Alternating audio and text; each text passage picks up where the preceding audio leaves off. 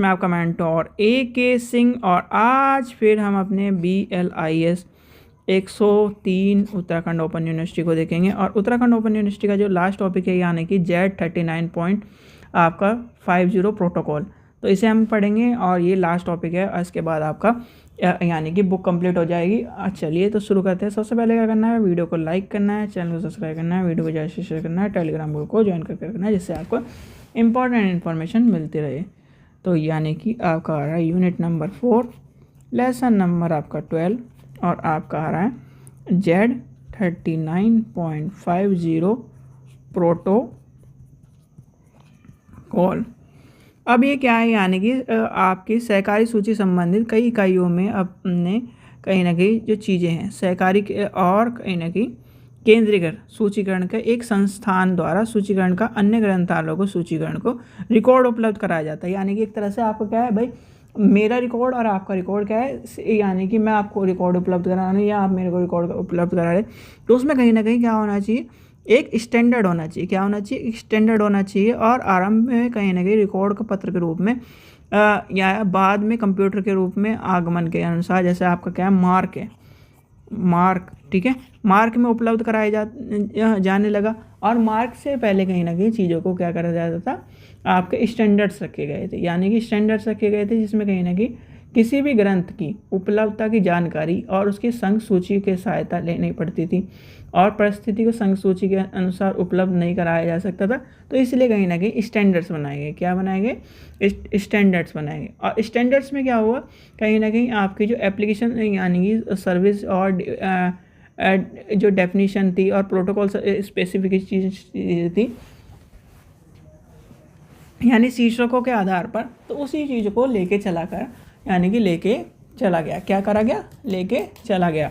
अब लेके चला गया तो कहीं ना कहीं भाई कंप्यूटर नेटवर्क के डाटाबेस की जानकारी खोजने और पुनः प्राप्ति करने के लिए कहीं ना कहीं क्लिक सॉफ्टवेयर आधारित चीज़ों को और कहीं ना कहीं आपके अंतर्राष्ट्रीय मानक प्रोटोकॉल को, आपके मानक संख्या को, यानी कि मानक संख्या Z39.50 एवं ISO की मानक संख्या को, यानी ISO के मानक संख्या क्या है, ISO की मानक संख्या 23/90/500 यानी कि 23/950 से कहीं ना कहीं चीज़ों को लेके चला गया। इसमें क्या है, प्रोटोकॉल, नियम और एक क्या है, समुच्चय चीज़ों को लेके चला गया। किसको लेके चला गया, समुच्चय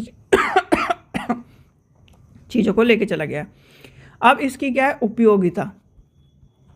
उपयोगिता यानी उपयोगिता क्या है, यानी कि इसकी आवश्यकता और उपयोगिता।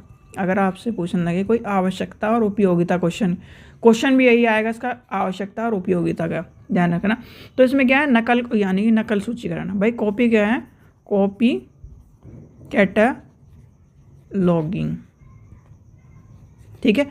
यानी कि सहकारी सूचीकरण में कई यानी कि इकाइयों में हमें क्या है जानने की, एक संस्थान द्वारा सूचीकरण का ग्रंथों के रिकॉर्ड का सदस्य यानी सदस्य ग्रंथालय, जैसे सदस्य ग्रंथालय है यानी कि सपोर्टिंग, यानी कि जैसे मेरा दोस्त है सदस्य, तो कहीं ना कहीं उसमें क्या है, पूर्ण रिकॉर्ड के पात्र को रूप में कहीं ना कहीं चीज़ लेके जाती है। और मार्क के विकास के अनुसार कंप्यूटर के सूचना को यानी सूचीकरण को बड़ी यानी कि ग्रंथालयों के और छोटे ग्रंथालयों के अनुसार रिकॉर्ड को मार्क के प्रारूप में एक तरह से भेजा जाता है। और इंटरनेट के विकास की उपलब्धता के अनुसार उसे कहीं ना कहीं कॉपीकैट के रूप में जाना जाता है। किसके रूप में, कॉपीकैट के रूप में जाना जाता है।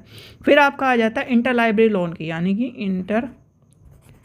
इंटर लाइब्रेरी लोन ILL, अंतरराष्ट्रीय यानी जो इंटर लाइब्रेरी लोन जो है कहीं ना कहीं आपकी सफलता के लिए आवश्यक इम्पोर्टेंट है। और कहीं ना कहीं चीज़ों को ये क्या करता है, इसके अनुसार हम क्या करते हैं, मानक है और कहीं ना कहीं हम जो क्या करते हैं उसके अनुसार हम क्या करते हैं, पाठक की उपलब्धता और कहीं ना कहीं हम जो यानी कि एक बजट के अनुसार चीज़ों को लेके चलते हैं। फिर आपका आ जाता है यूनियन कैटलॉग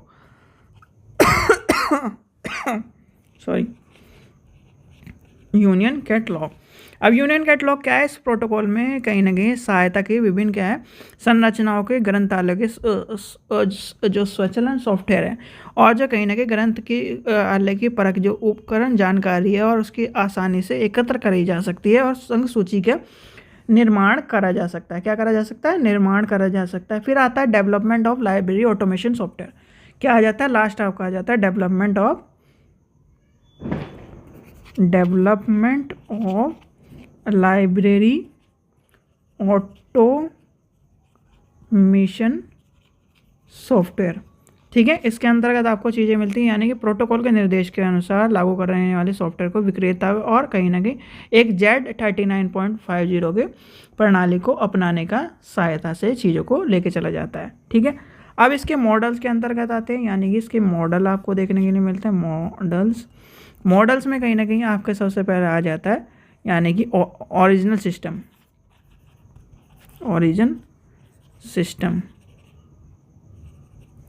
ठीक है, फिर आपका आ जाएगा टारगेट सिस्टम। ठीक है, इसमें क्या है, यानी कि स्थानीय कंप्यूटर का एक ऐसा सॉफ्टवेयर होता है जो कहीं ना कहीं उपयोगकर्ताओं के द्वारा प्रयुक्त खोज पद यानी कि क्वेरीज को कहीं ना कहीं मानक रूप में परिवर्तित कर देता है और कंप्यूटर के तत्पश्चात लक्ष्य सिस्टम को डेटाबेस होते हैं और ये क्या करता है, इंटरनेट की उपलब्धता से जोड़ता है। क्या करता है, इंटरनेट की उपलब्धता से जोड़ता है इसमें।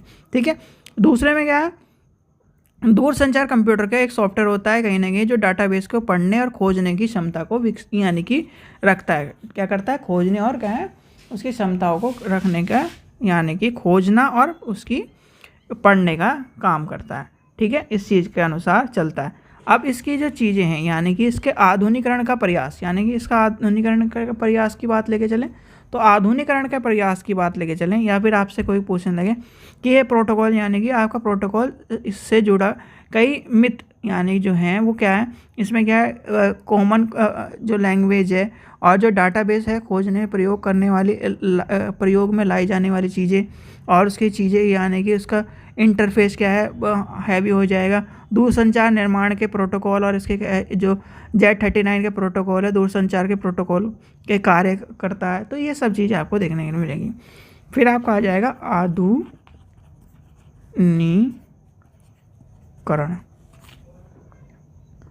आधुनिकीकरण के प्रयास। ठीक है, अब क्या है, इसमें आपको चीज़ें देखने को मिलती है, यानी कि आधुनिकीकरण यानी कि प्रयास में क्या है, Z39 जो आपका Z39.50 प्रोटोकॉल का एक पूर्व यानी कि वेब यानी कि जो आपकी टेक्नोलॉजी है उसमें कहीं ना कहीं उसमें आजकल क्या है, चीज़ों को लाइब्रेरी ऑफ कांग्रेस के प्रोटोकॉल के अनुरक्षण जैसी एजेंसी को और विकास कार्य हेतु कहीं ना कहीं चीज़ों को लेके चला गया। जैसे आपका क्या आ जाएगा, SRU या फिर SRW, जिसमें क्या आ जाएगा, आपका URL आपको आ जाएगा, आपका वेब पेज, आपके चीज़ें आ जाएंगी। और इसके विकसित करने के लिए Z39 प्रोटोकॉल के गुणों को HTTP पर लागू किया गया है। किस पर, HTTP यानी कि हाइपर टेक्स्ट ट्रांसफर प्रोटोकॉल के प्रयास से प्रोटोकॉल को विकास करने और ग्रंथालय की सूची को प्रदान करने का प्रयास किया गया। तो ये आपका क्या हो गया, चैप्टर ख़त्म हो गया और कहीं ना कहीं लास्ट चैप्टर था जो कि आपका आज ख़त्म हो गया। इसके क्वेश्चन आंसर देखने हैं, बस आपका सारा ये ख़त्म। आशा करता हूँ आपको वीडियो पसंद आए तो लाइक करें, चैनल को सब्सक्राइब करें, वीडियो को ज़्यादा से शेयर करें। Thank you.